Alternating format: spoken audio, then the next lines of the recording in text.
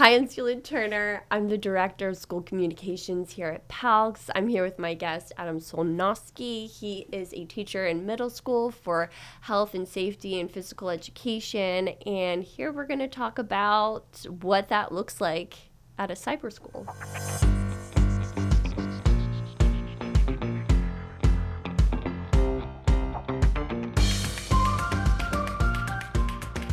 Every time I meet someone, what do you do? I'm a teacher. What do you teach? Phys ed. Where? Online. How does that work? And that's exactly how it goes every time.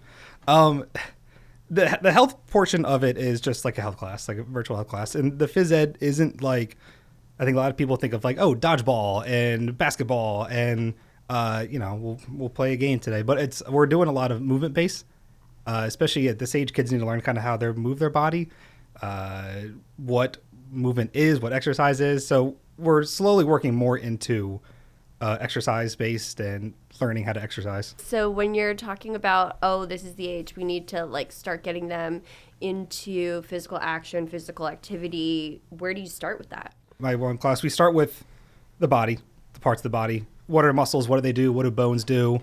How does movement actually work? And then we go into, okay, what are the parts of exercise? What is a warm up? What is an exercise? What's a cool down? And then I actually recently just added to my class, choosing the exercise that's important for you. I think a lot of people, especially kids, if they don't know, they think, if I need exercise, I have to go to the gym. I have to go for runs. Mm-hmm. But there's so much more exercise than just going and lifting weights and running. I have a live class where we talk about different types of exercises. So I tell the kids, and I love it because I can bring dumbbells and show off a lot of my exercise knowledge of hey, we're going to do this exercise. This is called a shoulder press. This is where your traps are. If you want to build this muscle, this is what you're going to do, and this is what's going to feel like. And I have one that breaks down. We go from shoulders all the way down to our calves. And so the goal is that if kids wanted to start lifting, they have a base idea of stuff they can do from there. I have a demonstration on Zoom that the kids see, and then we do them together. I always like to follow the thing I learned in college, I do, we do, you do. So okay. They see me do it, we do it together, I watch them do it. Mm-hmm. And that's 3 different ways they get to see the form. And like I said, then I bring up a diagram of the muscles. And at first I have them guess, what muscle did we just use? Mm-hmm. And that gets tricky because a lot of times the muscles are weird names and stuff like that. The kids don't know how to guess. But we talk about it so they have an idea of, okay, this used my trapezius, my latissimus dorsi muscle and stuff like that. And so you're getting to understand a little bit more than just leg, arm. Yeah. And, well, especially your legs. Your quads are 4 types of there's 4 muscles in one. Wow. So the kids might not know that. They might just say, this is my thigh muscle. Sure. Or even your hamstrings, a whole bunch of muscles as well. So how do you help kids start to explore what exercises they're interested in and what might be most beneficial to them as an individual? Yeah. So I use the words exercise goals a lot. And I emphasize that that's different for every person. And I think even adults too, they think exercise, I need to be skinny or I need to be chiseled and ripped. When if that's not your goal, that's not something you have to do if you don't want to. So I start with that with the kids. And then a unit I really just added was activity preference, emphasizing that the best exercise you're going to do is the one that you enjoy. If you hate running, you don't have to go for a run. You don't have to do that to be exercise. If you love playing soccer, do that for exercise. So the whole unit, it's all about activity preference, the different types of activities, and then breaking down why it's beneficial, what it does for your body. We look at what is aerobic, what is anaerobic, what is flexibility, what is strength training, what are examples of that. A lot of quiz questions are a lot of kind of getting kids' personal opinions, not so much being quizzed on what is aerobic activity, but out of these activity learners, which ones do you prefer? Which ones pique your interest? Which ones do you want to try? So kids can decide that and say, okay, I like running. Maybe I can make a goal of running a 5K and use these aerobic activities to work towards that. What about, there's a new course in middle school. I don't know if it's called moving or movement, but can you tell me what it's called and what it's about? So that is the one we're really trying to build up, that we found that kids in elementary school were doing, their PE was a lot of movement. Then they came to middle school and personal fitness and health was not much movement. Mm-hmm. So that one I took on and helped create it with the help of the other phys ed teachers to make it more movement based. Mm-hmm. And that one, the live classes, the kids are doing a lot of moving. We have a whole class on movement, on this is the way the arms bend, and this is when you squat, this is what moves. And then we have the activity one and an exercise one and one about heart rate. So that's a lot of getting the kids more active during the day. Is nutrition part of your course at all? Yeah, so health has a lot of nutrition, a little bit in the 6th grade course, but health does a lot of nutrition. And I always relate it back to your goals. You know, if your goal is that you want to run a lot, then what that looks like for your body versus if you want to be more flexible, what that does for your body. And that it can be different for everyone. It's kind of finding like the right pieces for yourself. I love that. Yeah. What do you think are the main differences between health, safety, and physical education in a cyber environment versus at a brick and mortar school? Yeah, so I have actually never taught phys ed in a brick and mortar school, but I did student teaching there. And I would say the cyber one, there's a lot more of like, you're going to learn this and probably go do some of your own exploring afterwards if it really piques your interest. And I always tell kids there's so much more you can do that we don't have time to talk about in class. Brick and mortar, I feel like you get a lot of like, this is it. This is what we're doing today. You know, go on to your next class and you don't really think about it. But I think in the cyber setting, the kids have such opportunity like, oh, I enjoy learning about, aerobic activities. What are some other things I can go do? And they can go explore it almost right then and there as they're learning about it. Just going through all my classes in college, the professor talked about, it's very easy to create a roll out the ball class where it is like, here's some equipment, go play and do something where you're, and they emphasize that the point of phys ed is learning how to be physical. It says it in the name, physical education, learning how to move your body, what that involves, everything with it. So I definitely took that chunk away a lot from my courses that I don't want just to be like, go do whatever. And to a degree, playing games is fun. You're moving, you're exercising, but you're not learning about what's happening, really. What inspires you to get into what you're doing, inspires you when you're teaching these kids? Like, what kind of drives that boat? That's a good question. I guess really I just enjoy this topic, the phys ed and health topic so much. I love sharing it with the kids and I love seeing them learn. I feel like every now and then I get a couple like eureka moments where a kid like asks a question. I'm like, yes, you get it. This like, and then that's the feeling of like, oh, it was really worth it. Doing all this for them. Are you passionate about fitness and nutrition in your personal life? Yes. I like I said before, I've done 2 half marathons. Me and my brother did a triathlon, did a couple Tough Mudders. Cool. So it is something. I get a lot of enjoyment out of it, and I enjoy seeing the progress of it. So yeah, I'd say a lot of passion in there. I do have a group. There's a rec center near my new house that we play hockey 2 to 3 times a week. Floor hockey. Yep. Maybe 10 to 20 of us, depending on numbers. Cool. And what I told my wife is that I love doing it because I need the competition base of it. Yeah. The training for the half marathon was fun, but I need a win.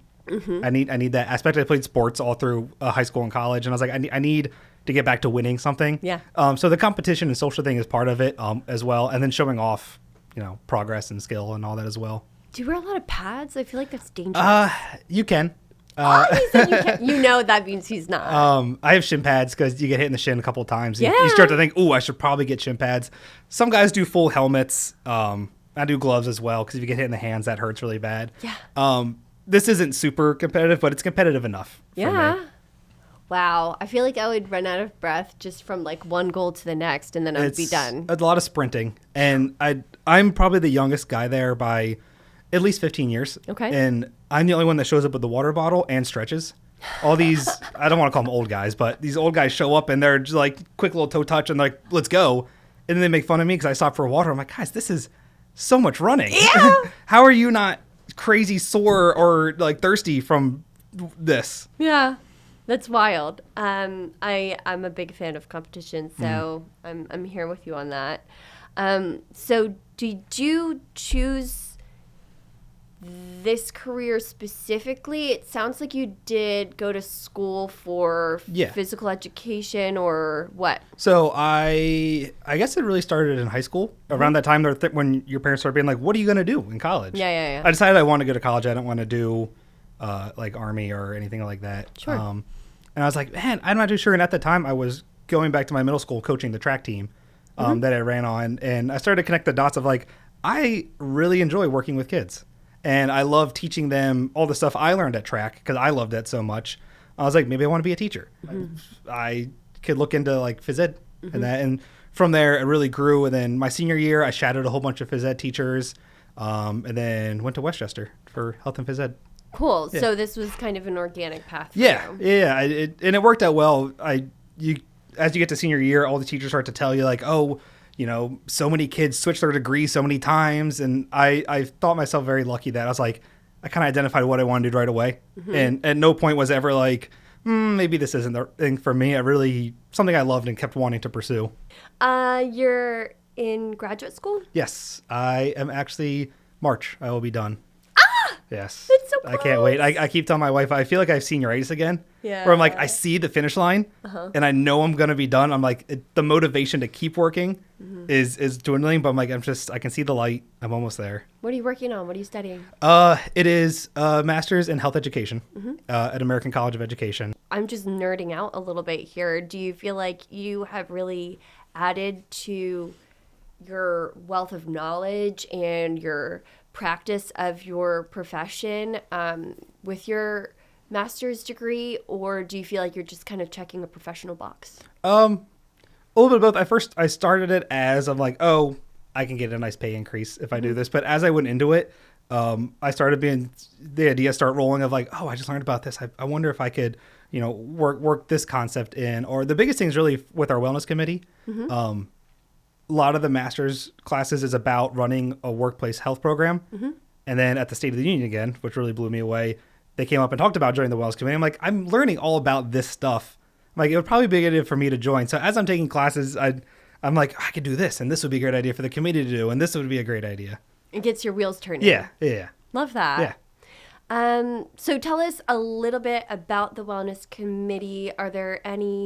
What are some of the initiatives happening this year? Yeah. So anyone can join. We always encourage people to join. Every month we have a new wellness challenge. And it's different every month, so you're not doing the same thing. We've done like a fitness bingo board where there's all these different fitness things, and once you filled out 5 in a row, we did a sleep challenge where can you get enough sleep each night. I'm in bed by 8 almost every night. I try to. What time do you get up? Hockey days I'm up at 4:30. Oh, because you play in the morning? Yes, that's the only time we can reserve the gym. Yeah. So hockey days I'm up at 4:30 to get to the gym by 5. Because I like to eat. I have a whole routine I do. Love that. Stretch, and if I don't do it, I feel like I'm off. I picture myself that early in the morning just trying to be like, let's go. The first, so I was working at this rec center part-time, and I'm looking at the schedule. I'm like, oh my gosh, I see we have hockey, but it's at 5:30 in the morning. So the first time I was like, is it worth me getting up to do this? The first week I did it, I was like, I'm no way am I going to do this, but I just had so much fun playing and getting back into a competitive sport. I was like, I'm not going to give this up. I'm going to keep with it. Do any of our staff members do any kind of physical activities together? We actually have, I'm part of, I think there's 5-6 of us that go out for runs every Thursday. Really? Yeah, I'm sure if you looked out your window, you would see us. I'm not there today because it's freezing. Okay. But when it's nice, we go out at lunch break.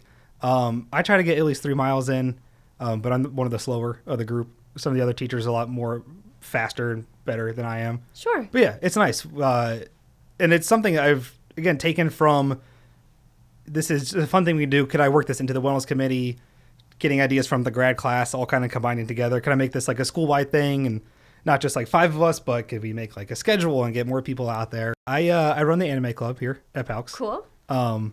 Which is fairly new. I think 2 years ago we started it, and a kid actually came to my class early and like super serious, was like, Mr. Solnosky, I have to talk to you after class.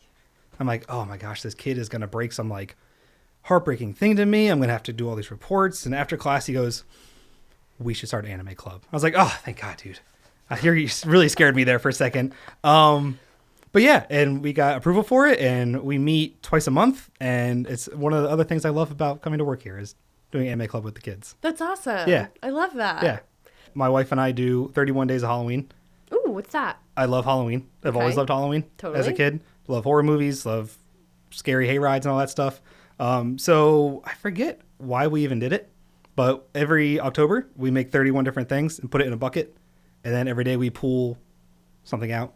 Like what? Halloween. Like candy? What are we talking Yeah, about? so we range from like your basic like, oh, let's go pick apples, let's go carve pumpkins, to let's go to like Bates Motel, like a haunted hayride, or do a ghost tour.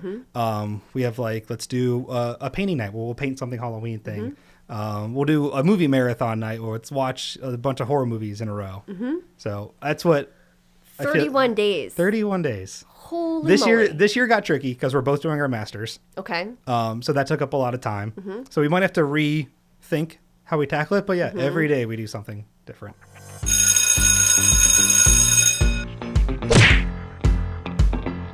Would you rather work alone or with a team? With the team. Would you rather have lunches out of the office or eat at your desk? Out of the office. Would you rather hot running water or coffee in the morning? Ooh, coffee. Really? Like you would take a cold shower? It's not too often I shower in the morning. Okay. Unless I'm going out somewhere. Okay. All right. What if that meant you had to take... Okay, would you rather coffee in the morning or cold shower same day? Still going coffee. Still, and you would just... Yeah, I would. What is it called? Like a cold shock? Yeah, like a polar plunge. You'd polar plunge yourself. Yeah. Just so you could have coffee. Yeah. Okay. I think if I don't take a shower, I'm not going to get a headache. If I miss coffee, I'm going to get that caffeine headache. Okay. So. Would you rather no more pizza parties or no more birthday cakes? Oh, gosh. I have to go no more pizza. Yeah, I have a strong suit. I'm with you on that. Yoga or CrossFit? Ooh, yoga. Really? Yeah. Cool. Every time I do it, I'm like, God, I should do this more often. I know I feel it. so. And then I'll do like a month of just like running, weightlifting, and then everything's tight. And I'm like, God, I gotta do yoga. And then I do it. I'm like, oh my gosh, so much better. Good. I know. Would you rather travel all over the world or travel once to the moon? Ooh. It's hard to beat the moon. I think I can go to the moon. I would do it if you could take what do they call, like a nap, like a long nap, like a nap chamber. Yeah, like a little sleep thing. Okay, yeah. We already answered this. Explore space or the ocean? Space. Yeah. The ocean's cool, but I'm so dangerous. claustrophobic. Okay. I'm afraid of sharks. So those two things involve the ocean. Don't you just have to like punch it in the nose? I don't want to get close enough to do that. Okay. I had a cousin that lives in Myrtle Beach that taught us how to surf one summer, and he was like, "Oh, if you see a shark, just kick it." I'm like, "You don't just kick sharks, man. They're an apex predator." Never have math class again or never have English class again? Ooh, never have math. Sorry, teachers. Sorry. Be a Transformer or Pokemon? Oh, Pokemon, of course. Which one? Pokemon. Oh, which Pokemon? My favorite's Gengar. It's just a spooky ghost Pokemon, and I love horror and ghosts and Halloween. Be able to control fire with your mind or water?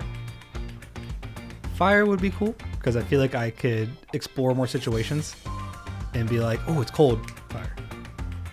Sure, but for someone who's like afraid of sharks, I feel like if you could control the water. I just avoid sharks. So if I can just avoid the water and sharks together. You know, like in Moana, when like at the beginning in the seashell and the water, the ocean like pushes away because she's a baby like crawling into the ocean, and then she doesn't drown because the ocean just goes and like pushes away from her, so she's just like chilling. No, still fire.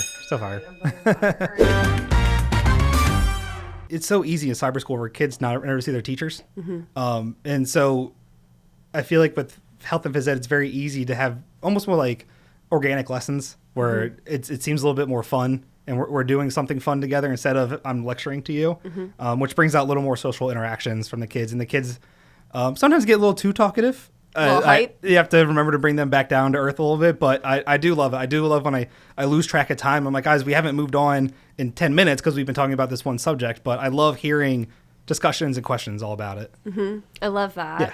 And I feel like that is really creating an organic group dynamic where you kind of almost forget that you're not in a room together physically. Yeah, definitely.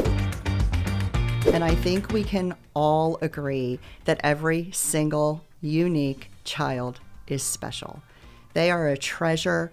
They are critical to, the future of Pennsylvania, the future of the world. But they're our heart. there is nothing we wouldn't do for our children.